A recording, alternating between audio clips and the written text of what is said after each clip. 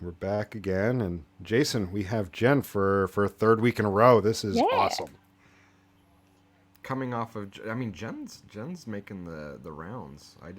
Yeah, I just watched Jen on a People are panel going to be discussion. tired of hearing from me, I No, think. no, I hardly doubt that.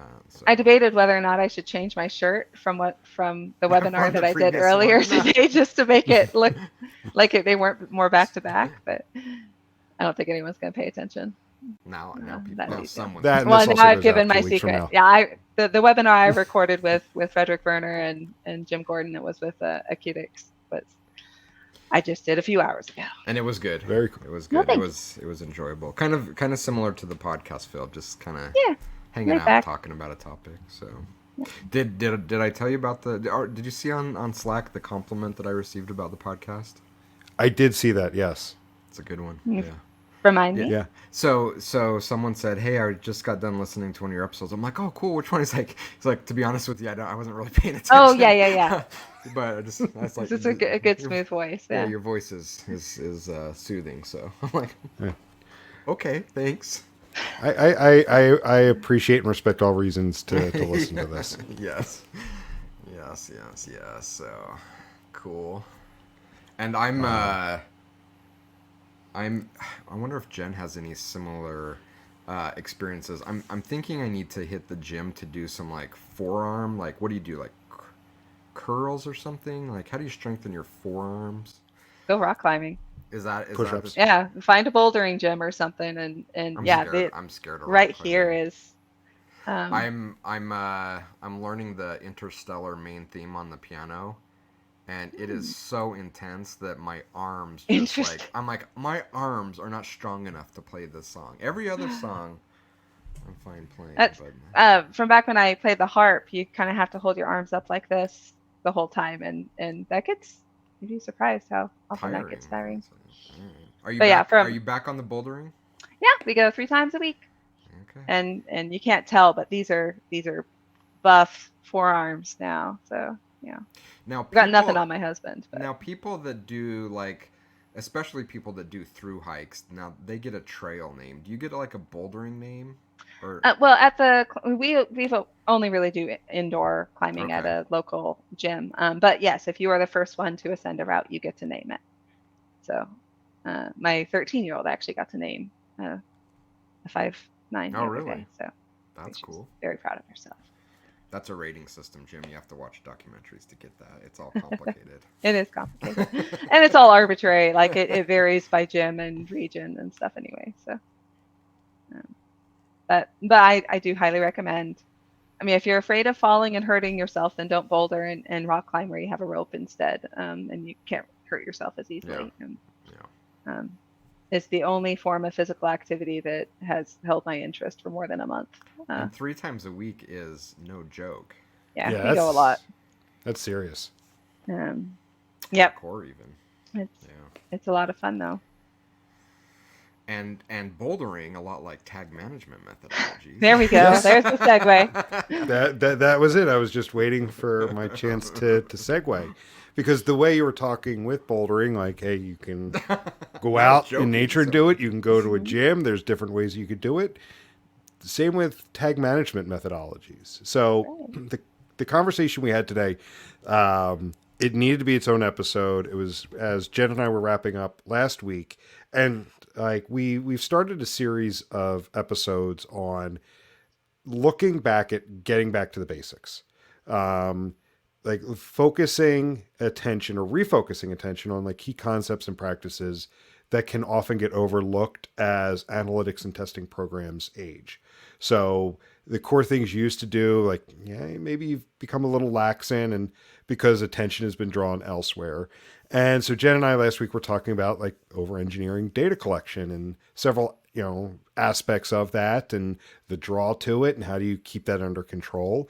And then Jen mentioned as we were wrapping up we can even talk about tag management solutions, even outside of like analytics and individual marketing technologies, look at these individually. And Jen, you made this curious comment about like you had just wrapped up work on optimizing a TMS setup, and like shortly after you handed it off, it started to fall apart. So I was curious about getting more details on that. And then talking about how, like, the core practices and how best to build out a TMS, TMS implementation. So it's something that will stand up. It's funny because this is now the third conversation I've had where today, where there's been kind of a debate about how much to go into custom code versus keep it in the interface and all of that. So um, the example that I had alluded to, and Jim, if you haven't figured it out yet, you will very soon what project I'm talking about. I have something in my throat, so I'm like trying not to cough. So turning all pink if anyone's watching. It's best to cough. Oh, puppy. Um, this client has a lot of third-party marketing tags that they are an international brand, and each country seems to have a different agency. So they have a gazillion G tags, particularly between AdWords and DoubleClick. And they did a replatforming where we got to start fresh on everything. And I'm like, okay, this time we're going to make it so that it's easier to maintain all of these G tag things. And we're still all working in the code. It would be a ridiculous amount of interface to deal with to try to use the G tag extension or something. So I have this elaborate like utility functions to help make it so that you don't have to set the whole G tag, that you only put this one bit of string in and it'll magically put it all together, and you would just maintain this list of 120 different cases where we're firing tags or whatever. And I didn't document it particularly well. And the client is taking over a lot of the marketing tag stuff, and the first chance they had to go in there and add G tags, they did it kind of the old fashioned way that everyone always would. I'm like, but my beautiful system, no. I was so proud of it. And I think in some cases, something like that is, you're taking something very complicated and trying to simplify it. And sometimes it's just always going to be complicated no matter what you do. But also sometimes the things that we program or the frameworks that we set up, seem very apparent and easy and simple to us, and then the poor person who has to maintain it doesn't really make sense. So anytime that somebody comes into your tag management library, and if they have to have a eureka moment, or at any point they're going, oh wow, like maybe you've overcomplicated things a little bit, that people shouldn't need a light bulb moment to understand how it all works together. Yeah. Yeah, I mean, it's a really important point, and as you were talking through that, I don't think it's a direct analogy, but you remember the Simpsons episode when Homer and his brother designed a car together, and it had like Classic. Yeah. We've seen so many tag management architectures that kind of resemble that, and it's because, to your point, you've probably had over the years 3 or 4 or more people that have come in and kind of put their own personal kind of brand on it, and so you have all these different things kind of cobbled together.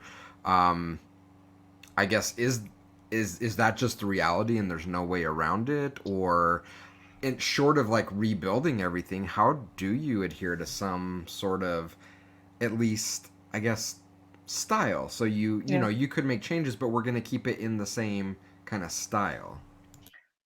I think to a degree, there are intended ways for this stuff to be done. Like launch, if that's what we're talking about. Still won't call it Adobe tags. Launch has an interface that'll allow you to get most things done that you need to. And it's only once we're like, oh, this is too complicated in the interface, I'm going to take it to code that is then probably going to become too complicated in code. So in some cases, I think it's just a matter of seeing what can be done with what is already existing. And instead of reinventing the wheel, it might be that the way that it was set up in launch, completely in the interface, is still wildly inefficient, and you have to go through and figure out what's a way that we can simplify and uncomplicate this. So I think we do that with interface only no code architecture just as much as we do with code architecture. But code, I think, has more tendency to have personal flavor and get complicated as it changes hands and stuff. How much of that, if any, is the direct result of implementers not being given the proper time? Even if they may ask for the proper time to do an implementation, there's pushback to say no. We need this now, so they don't have the time to really think about how any kind of changes or additions fit into the existing architecture. Yeah, I wasn't even thinking about all of the, like, if you have to put workarounds in place, because that's frequently why folks go to custom code. It's because you asked your developers to give you a certain value and they're giving it slightly wrong. So you have to convert, use JavaScript to convert date formats or something like that. Whereas ideally, you would never have to do that. You go back to the developers and say, this is the format we need it in, and you would just have a nice flow all the way from the data layer into reporting. So yes, to a degree, a lot of the time that complexity comes about because we can't go back to the developers and ask them to change the data layer of the site in whatever way we need. But sometimes, even if you have a perfect data layer, there's just people who overcomplicate, have frameworks, basically mini tag management systems within their tag management system that multiple times now over the years, I've had clients where they just use their TMS as a code deployment system, and everything else was managed just purely in their own code.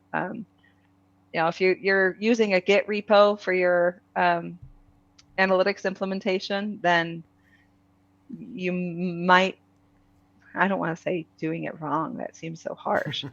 But you might be adding extra complexity and making it harder on whoever's going to come after you. Rather than using built-in functionality that's well documented, that there are best practices out there for. So speaking of methodologies, and you've seen who knows how many different implementations at this point in your career, are companies selecting like a specific methodology, whether it's something someone has proposed in industry or something that they've put deliberate thought around to say, this is how we're going to make deliberate use of our tag manager, or is it more of just organically, like we're doing stuff, or this is how we do development in general, and we're going to try to shoehorn it into our tag management methodology? I think usually it is more organic. Like the messier situations come about more organically because we're iterating, and it's so rare that you have an opportunity to just wipe it all clean and start fresh with a new long-term architecture in mind, but I did get to do that recently, where we burned it all to the ground and had a new data layer, fresh new launch properties, and it's frankly it's depressing. That, like, I'm always saying, oh, if I just had the opportunity to start fresh. And then very quickly the real world happens and you realize that, oh yeah, we're just changing where the complexity is going to be now, or how quickly, oh, there are problems in the data layer, and I can just put a quick fix in the TMS rather than go back to the devs who are never going to give me the time of day again after re-implementing everything for me. No, I'm gonna cough.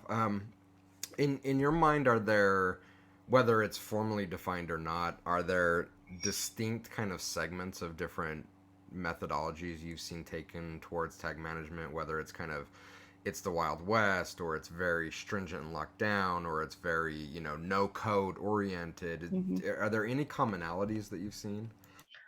Well, there is the kind of TMS within a TMS framework that I was talking about, where they're just have one big massive block of custom code that they have their own kind of framework within it. Aside from that, I feel like frequently the architecture that I see work the best, I actually just blogged about this. I haven't copied it over to the 33.6 blog, but on digitaldata.tactics.com, where everything is first of all, you have a naming convention from the start, because especially in launch and with data elements, you don't want to be renaming data elements because launch doesn't automatically update any names anywhere, and you have to go through and find everywhere you've referenced that data element. So a bare minimum, having a clean start's nice because you can start with naming conventions from the start. But when satellite, which became DTM, which became launch, which became tags, was fairly new back in like 2013, 2014. Evan Lapointe, who's one of the great minds behind it, had slides that showed how other TMSs were from the bottom up, and we're designed to be from the top down, of thinking first of your requirements and going backwards from there, kind of. And I still kind of think of it that way, of this is the chunk of logic, this is the scope where this chunk of logic needs to fire, and keeping it as unredundant as possible of, this is just the little bit of stuff that needs to fire on internal search. And that's going to have its own location and rule. And then here's the stuff that needs to fire everywhere. And there are ways of combining that reduces how often you have to repeat variables or repeat code or rely on code. Though I will say, even that solution you can get carried away with, and sometimes it is just simpler to have 5 lines of if-then JavaScript conditions. So to that point around kind of the thought process of how tags, and then going through the lineage of renaming and improvements the platform was over the years, is there a specific methodology that kind of begs to work in that environment, maybe other tag managers? And I guess when I say other tag managers, at least with the cohort of brands that we work with, it's often not more than tags by Adobe, Google, and Google Tag Manager, Right. and ever so randomly now Telium. Helium, yeah. Are And are there Insight are every now and then. methodologies are Right. methodologies really abstract? Should we be thinking like an abstract from the tag manager, or should we really be thinking, based on how the tag manager thinks about the logic of how data is collected, we should align the methodology That's to a good that? question. I can't speak too much to Telium. I can say what I've seen done data layer wise, but I've never been in a place where I could really see what architecture works best within the tool. GTM is very interesting because it has this many to many relationship of a trigger can be used in many places, a variable can be used in many places, and a tag can have multiple triggers and all of that. Whereas launch is much more there is no way to copy triggers between rules. And from my point of view, you shouldn't be. There should just be one rule that matches that particular trigger. These days, maybe 2 rules because you have to break it up because of consent management. So you have, your page view for analytics and your page view for marketing tags. But no, that's not to say I would not love to have reusable triggers in launch, kind of like GTM has. But that's just not really the way that it was designed. That it's you think first of what is the situation in which you want this logic to fire, and then you put all the logic that belongs to that situation together. I don't know if that makes sense. It does. So thinking towards the future, well, I guess I'm making an assumption. As things are, at least the writing on the wall is moving at some point more towards server side, does that fundamentally change, I guess, the tag management layer in general and the methodology we take specifically? Yes and no. First of all, whenever we in our industry are talking about server side, we're almost always talking about client to server side, not server to server, but still starting with JavaScript and cookies. So to a degree, there's always going to be some data collection that's happening just in the JavaScript, and therefore you have these same client-side JavaScript-y options. That said, I've already seen where a client's sending in the wrong date, and I could fix it in JavaScript, or I could fix it. This is going through AEP and CJA. I can go into their data prep for their data stream, and once I figure out the functions and format over there, because it's not JavaScript, I could reformat the date string over there now, and it's not going to weigh down the JavaScript, and it's also not going to be very visible when you're looking at the site and the data. It does add some opacity to it. So I think the industry is still figuring out how much it makes sense to do server side versus just JavaScript. And then there may come a day where it truly is more server to server, and we're not using JavaScript at all. Yeah. You do bring up an interesting point. As an implementer, where do you think about where that data transformation should live? Because it's a conversation that I've also had with a brand recently where page taxonomy is captured one way through their tag management system, but then come to find out it didn't make sense to the analysts, so they then have all these different ways of repurposing and reorganizing the data, whether within the analytics tool or exporting it to an Excel or something else. How do you make the determination of where should that transformation live? Oh, that is the question, isn't it? Of I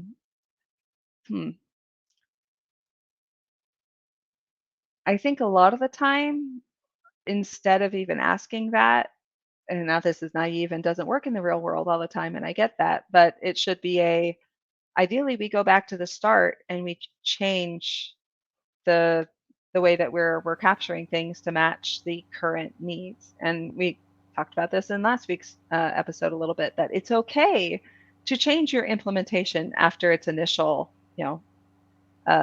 launch. And yet, in my case where I had the date format in the wrong format, I have not yet gone back to the developers and asked them to change it, because I can change it server side, and then the next person who comes along maybe wants to do it in JavaScript. So part of it to me is I don't care where you do it so much as that you do it in one place and that you reduce the different points of failure along the way. That you do it consistently, and you go back to the start where you can and rebuild things. Because it's I keep thinking back to a really messy property that I got into that had 180 rules or something, and I didn't want to touch and ruin what was currently there and technically working for them. But at the same time, when I needed to create a new rule, I don't know if I do it the backwards way that they had it, where they literally were setting their global variables in every single rule, and every page on the site had its own rule. It was so painful. Oh, you got a thumbs up. Yeah, look at that. But then when I create a new rule, do I want to have this one rule that's my way, and then everything else in there is their own way? Because we don't have time to clean up the stuff that's currently there. And I think that's 99% of the time what's going on. We don't have time to clean it up. Do we keep perpetuating just to keep a single consistent, if silly, system? or can we take the time, slow down, maybe not track the new fancy thing, and make sure that the tracking that we already have in place is done in a sustainable way, it's consistent with itself. Ben Gaines was texting me, and I had a hard time not thinking about this picture that Jen has where he's like 12 years old or something, sitting around a campfire. Don't get me in trouble with Ben. Does he not know you have that? No, I think he does, and he doesn't like it. Ben doesn't listen to our podcast. Okay, we're clear. No, but I think that this speaks to the importance of kind of putting deliberate thought into the methodology that you define for how a tag management system is to be used. Otherwise, again, it is kind of just a ad hoc-ish wild west of, well, in this instance we'll do this, in that instance we'll do something else, and on an extreme, and by the way, I agree with you. I think at the headwaters feels like the best place to make a change, right? Anything downstream from there, it just feels like it's introducing more probability for human error. as we're kind of doing the data manipulation to fit a specific use case. And I'll give you a wild extreme example of where this is happening, or where it had happened with a brand. And I don't know if it was lack of resources, if it was I don't know what it was, but they had a change in their conversion funnel where their steps, and they had like a 7-step conversion process, and they reordered the steps, and they didn't go into the TMS to update the taxonomy of how the steps were reordered, or the data layer, or wherever. And these steps were labeled step 1, step 2, step 3, step 4, step 5. And I did an analysis. I said, hey, you're having a real fallout problem on step 4. And they're like, you mean step 7? I'm like, what? Like, oh yeah, we moved things around, and we didn't go into the TMS and update things. So what we did is we just gave a translation table to the business. So now everyone knows when you talk about step 4, you really mean step 7. I'm like, what? Why? But at the same time, I can totally see how that happens. Like, that does not seem that far-fetched to me, because I've been in so many situations where the area of control that you have is so limited that you can't go back to the beginning, or it's too ambitious, it would take too long, or whatever. So you just find a system that works and make it happen in the moment. But we never then go back and fix those up. Yeah, I think that's my biggest thing is, fine, you have to do a workaround in the moment, but then keep it in your roadmap of, we're going to go back and fix this the right way. But do you ever go back and fix it? No, it never does. Never Until the happens. next replatforming, when you burn it all to the ground and start fresh. Why do we say that? Why do we say that? I mean, do we really believe we're going to go back and do it? I feel like we have enough history to say that it's just not going to happen. Why do we continue to say, we'll just do this one time and we'll go fix it later? I think it's speaking of Evan Lapointe, he said this to me like last year. We were talking, and he's like, Evan next week is never nearly as busy as Evan is this week. So there's an optimism I'll get to it next week. And Absolutely. I think it's the same thing. It's this optimism that, hey, in a month I won't be as busy and I'll be able to circle back around and come back and get to it. And that time just never comes. Yeah. Well, other stuff comes up, and it's like, just we know we're never going to get back to it. Exactly. And that's why you don't ever get back to it. It's this, I want to get back to it, but there's always something new. And when you say, hey, let's put a stopgap of a patch in place here. And usually the new thing is another stopgap you have to put in place. Yes. Yeah. There's nothing more permanent than a temporary MarTech fix. Yeah. Okay, so we're almost at like the 30-minute mark. This is crazy, but I do have one other question I want to ask Jen. Thinking about methodologies, if I had to like pressure you into saying like, you don't have to define a full-blown methodology, but you should absolutely always do this one thing and absolutely always avoid doing this one thing. You took my question again. I had a similar question, but go ahead. Oh, we need buy me some time to think. Talk about the weather or something for a moment. Or, okay, Jen, while you're thinking about that. Well, she has to think. Yeah. Well, I can divide my attention. Yeah, that's what I do. Sorry, go ahead, Jim. Well, no, I was going to say, this is actually to Jason, Jen, while you're thinking. Like, for you, like, in the past now, as like you're talking with prospects, when thinking about a TMS, like what immediately comes to mind, like when considering like what TMS to use, what approach to take, even just from a scoping perspective, what should someone take into consideration? I have no idea. And I think that that's actually a good topic for discussion, is making sure you have the right people in the room to have those conversations. It's been 2019 since I was really, really actively involved in TMS work, and I've gotten back into both tags and Google Tag Manager recently. I'm like, I don't understand what's happening. It's changed so much. And so I'm really not in a position to have that conversation. And I think that's a great example of making sure that someone like a Jim or a Jen is in the conversation, because I'm not the right person to be able to have that conversation. And I didn't mean to call you out on that. I was just curious to see what you thought. Well, now I don't know which of the questions I want to answer. Go with Jason's, Because like, what's like the one thing you should be doing? I Or okay, can I allowing rephrase well, it? yeah, sure, sure. What are the two things you should not do? Let's maybe I, let's so flip it around and think about it that way. the answer I wanted to give for the what should you do, it just feels like such a cop out answer, but leave room for change and iteration. If you go into a property and 80% of it is set up in a way that you think could be optimized greatly, but you just don't have the time or permission, um, then make the time, get the permission, put aside a couple hours a week to just go back and fix one thing that you can fix, that you can streamline, that you can rename, that you can document, but we're just not giving enough attention to existing implementation. So that's my one thing that you should do is make sure that there is room to go back and make the small changes that you can, because frequently we say we'll wait until we can do a big fix everything change, and that never comes. So if you can fix one thing, do it.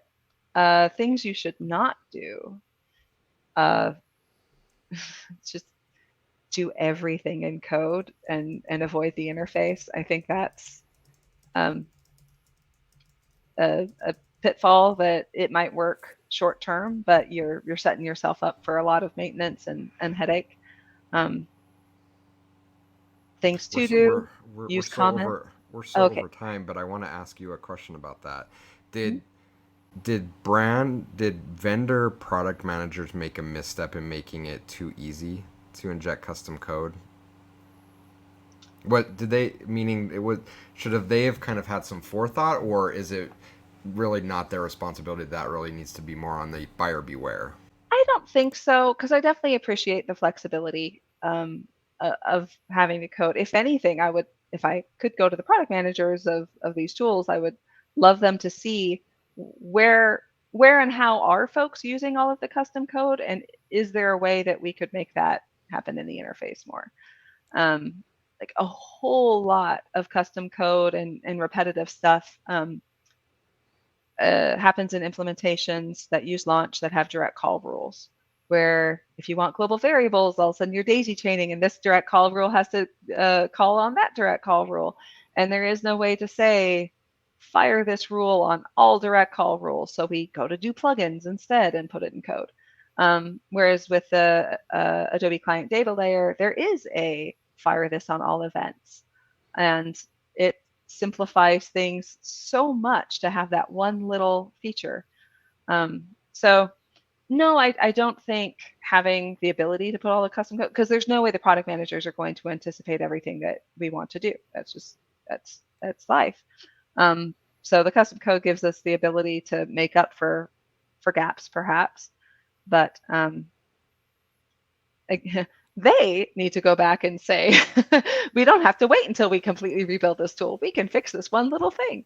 I think we see that with product management quite a bit too, where we, rather than make this small little change that we can in the near term, we keep the current setup going, because it has momentum, and we don't want to think about the greater changes that need to happen because it can be overwhelming. Yeah, Uh, makes sense. Yeah, I do want to add one thing to that, and we'll wrap up in a second. Jen, to your point, like I do also remember coming into work with a client where it was all custom code. There was like 5 rules, and on the surface it looks highly optimized. Everything's built into 5 rules, but when you dig in, it was massive blocks of custom code. So the primary user who did the initial implementation was a developer versus, say, an analytics yeah. architect or a marketing technology architect that understands the business side of it, understands that one of the goals of the TMS is to offer those UI features Yeah. so that someone who isn't a developer but is still technically savvy can use the tool. And I think, Jason, to your point, I think it is a bit of buyer beware or buyer education that this tool is designed for that analytics architect. It's designed for that marketing technology architect who knows, enough custom code that they're not going to break the site, and they will use it when the UI doesn't completely get them what they need. But it's not another tool for injecting. Its primary use is not to be that tool to inject massive amounts of custom code. But that's a unicorn that you're describing. Like there's so many companies don't have that architect role, or they can bring in consultants who will help them with that.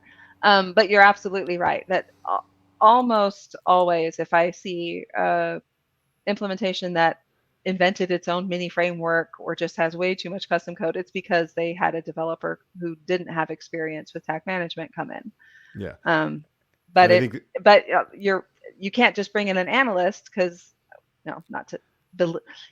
analysts who don't have architecture side of things, because you can't do everything just in the interface. And we learned that with tag management systems early on, that they tried to be so easy, marketers can do it, which is simultaneously not true and insulting. That's what we used to sell stuff. Right? Yeah. But it's not that easy. You do need somebody who can tie the pieces together and think in terms of, this is a product, not tag code deployment. It is a product that we can use and optimize.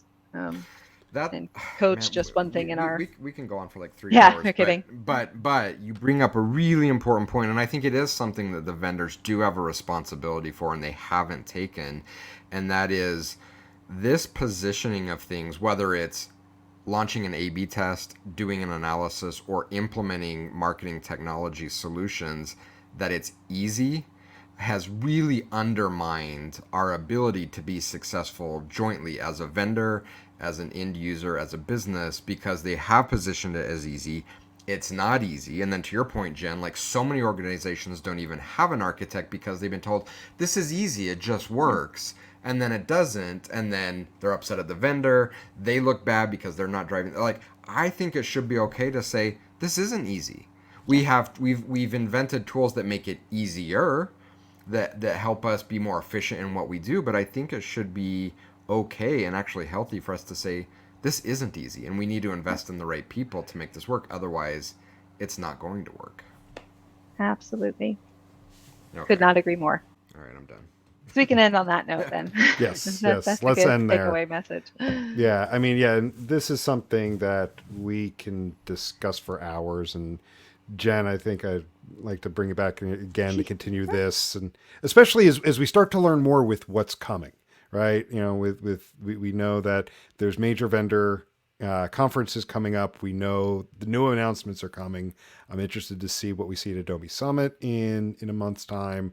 We're still dealing with the fallout around the GA Universal deprecation and whatnot. So this is ever going to be an evolving topic. So let's catch up again when we hear a bit more, especially with the server side stuff. Awesome. Cool. Well, thanks again for joining us. And Jason, any you. parting words from you? No. If I start up again, it's going to be another 10 minutes before. Yeah. Okay, I'll cut you off the now case then. for me. All right. Well, hey, thank you both, and we'll go ahead and wrap up there and talk to everyone later. Bye. All right, see ya.